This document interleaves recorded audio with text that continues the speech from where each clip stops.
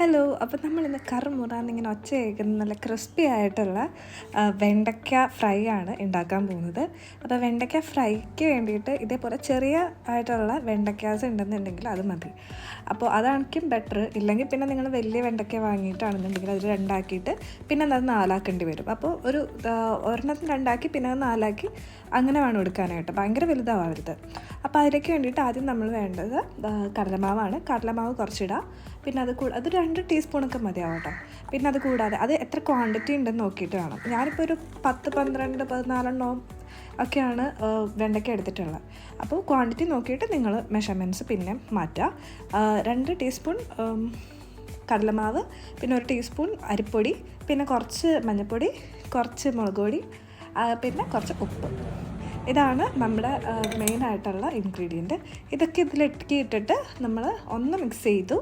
പിന്നെ അത് മിക്സ് ചെയ്തതിന് ശേഷം പിന്നെ നമ്മൾ കുറച്ച് വെള്ളം ഇതിലേക്ക് ആദ്യം നമ്മൾ നമ്മുടെ വെണ്ടയ്ക്ക ഇട്ടിട്ട് ഒന്ന് മിക്സ് ആക്കിയതിന് ശേഷം നമ്മൾ പിന്നെ ഇതിലേക്ക് കുറച്ച് വെള്ളം ഒഴിക്കുന്നുണ്ട്. വെള്ളം ഒഴിച്ചിട്ട് ഒന്നും കൂടെ കുറച്ച് നന്നായിട്ട് മിക്സ് ചെയ്യുക. അപ്പോൾ ഇത് കയ്യിലിങ്ങനെ പറ്റി പിടിക്കരുത്, ആ ഒരു കൈൻഡ് ഓഫ് ഇതിലെത്തണം. അത് സിംഗിളായിട്ട് വിട്ടുപിരിക്കണം എന്നാൽ ഭയങ്കര കാര്യമായിട്ടുള്ള ഒരു നമ്മുടെ വെണ്ടയ്ക്കയുടെ ഞോളപ്പൊന്നും ഉണ്ടല്ലോ, അതൊന്നും ആവരുത്. ആ ഒരു രീതിയിൽ നിങ്ങളത് കുഴച്ചെടുക്കുക. കുറച്ച് മാവ് ആയിട്ട് എല്ലായിടത്തും പറ്റി പിടിച്ചിട്ടുണ്ടാവണം. കുറച്ച് നേരം അത് റെസ്റ്റ് ചെയ്യാൻ വെച്ചതിന് ശേഷം അടി കട്ടിയുള്ള ഏതെങ്കിലും ഒരു പാത്രം എടുക്കുക. ഞാനിവിടെ എടുത്തിട്ടുള്ളത് ഒരു ഇരുമ്പിൻ്റെ ചീനച്ചട്ടിയായിരുന്നു. അതൊന്ന് അത്യാവശ്യം നമ്മുടെ എണ്ണ കുറച്ച് ഒഴിച്ചാൽ മതി. കാര്യം വെണ്ടയ്ക്ക അധികം എണ്ണ കുടിക്കത്തില്ല. അപ്പം കുറച്ച് എണ്ണ ഒഴിക്കുക. എന്നിട്ട് നിങ്ങൾ അതിലേക്ക് അതൊന്ന് ചൂടായി വരുമ്പോഴേക്കും നമ്മുടെ വെണ്ടയ്ക്ക പുരട്ടി വെച്ചിട്ടുള്ള വെണ്ടയ്ക്ക ഓരോന്നായിട്ട് അതിലേക്ക് ഇട്ട് കൊടുക്കുക. എന്നിട്ട് അത് ഒന്ന് ഫ്രൈ ആയിട്ട് വരുമ്പോൾ അത് ക്രിസ്പി ആണെങ്കിൽ നിങ്ങൾ കുറച്ച് കൂടുതലായിട്ട് ഫ്രൈ ആക്കണം. അപ്പം ഇത് എയർ ഫ്രയറിലും ഉണ്ടാക്കാം കേട്ടോ. എയർ ഫ്രയറിലും ജസ്റ്റ് ആ പറഞ്ഞ ഇൻഗ്രീഡിയൻസിൽ ഒരിത്തിരി എണ്ണയും കൂടി ആഡ് ചെയ്യുകയാണെന്നുണ്ടെങ്കിൽ നിങ്ങൾക്കത് എയർ ഫ്രയറിലും ട്രൈ ചെയ്ത് നോക്കാൻ പറ്റുന്ന ഒരു ഹെൽത്തി വെണ്ടയ്ക്ക ഫ്രൈ റെസിപ്പിയാവും. അപ്പോൾ ഇതെനിക്ക് എണ്ണയിൽ വറക്കണ കുറച്ച് ഇഷ്ടമാണ്, അതുകൊണ്ടിട്ടാണ് ഞാൻ ഇങ്ങനെ ഒന്ന് ട്രൈ ചെയ്ത് നോക്കിയത്. അപ്പം ഇതേപോലെ ഉണ്ടാക്കുക. ഇതേപോലെ ഒന്ന് കളറായി മാറി ജസ്റ്റ് ആ പച്ച കളറൊക്കെ പതുക്കെ മാറി വരും. അപ്പോൾ ഇതൊന്ന് മറിച്ചിട്ട് കൊടുക്കുക. പിന്നെ അതിന് ശേഷം കുറച്ചും കൂടി ടൈം എടുത്തിട്ട് ഇത് നല്ലപോലെ ഫ്രൈ ആയിട്ട് വരും. അപ്പോൾ ഫ്രൈ ആയി കഴിയുമ്പോഴേക്കും നല്ലൊരു ഗോൾഡൻ ആ ഒരു കളറൊക്കെ ആവും കേട്ടോ. കുറച്ച് നേരം മതി, അപ്പോൾ തന്നെ ഇത് ഒന്നാവും. കാര്യം ഇത് ഇരുമ്പിൻ്റെ ചീനച്ചട്ടിയും കൂടെ ആണല്ലോ, പെട്ടെന്ന് ഫ്രൈ ആയി കിട്ടും. അപ്പോൾ ഇതാണ് നമ്മുടെ പാകം.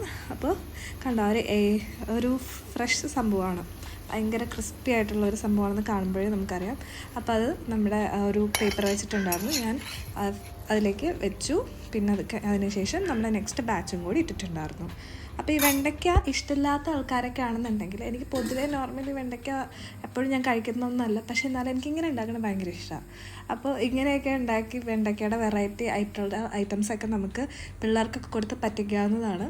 അതിങ്ങനെ ചിപ്സ് പോലെയൊക്കെ ഇരുന്ന് കഴിക്കാനൊക്കെ ആണെങ്കിലും നല്ല ടേസ്റ്റ് ആയിരിക്കും.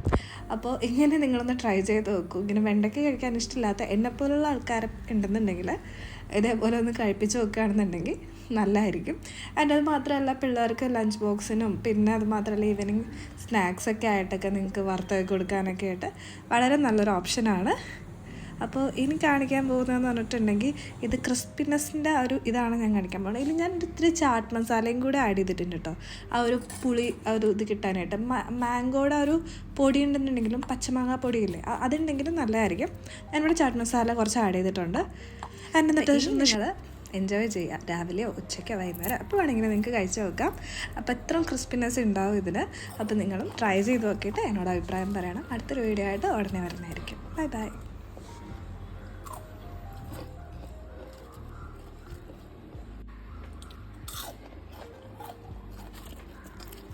പോകുന്ന വഴിയായിട്ട് നമ്മുടെ ചാനലും കൂടെ സബ്സ്ക്രൈബ് ചെയ്തേരെ. ബൈ.